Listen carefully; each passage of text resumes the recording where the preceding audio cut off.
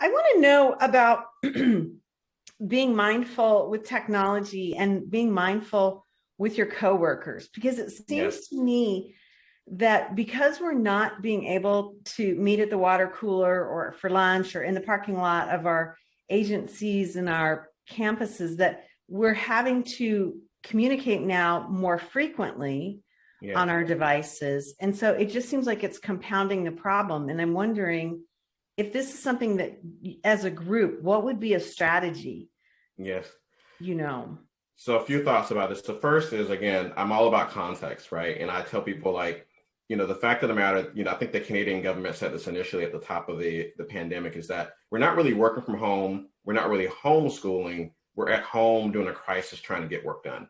And so we have to acknowledge that this is not the typical work from home scenario. And Right. what that Okay. means is that we have to be kind and compassionate with ourselves and patient with ourselves, and be kind and compassionate with our colleagues. I think that's the first place that we start. The second, which is a more practical thing, is that we have to really get on the same page about expectations about availability. And so I have something that I call the rules of engagement, where I work with teams to really work through a worksheet where we're just having a conversation about, okay, well, what are the expectations about when we're actually going to be available? Like, which hours are we expecting people to be available, right? How are we going to communicate, right? If something is urgent versus non-urgent, which tools, which channels are we actually using to communicate? And then what are our expectations in terms of response times, right?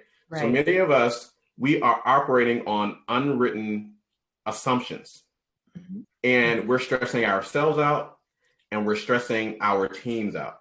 But what if you could have a situation where you agree, for example, with your team that email is a non-urgent form of communication, the expectation is that people are going to respond within 24 to 48 hours.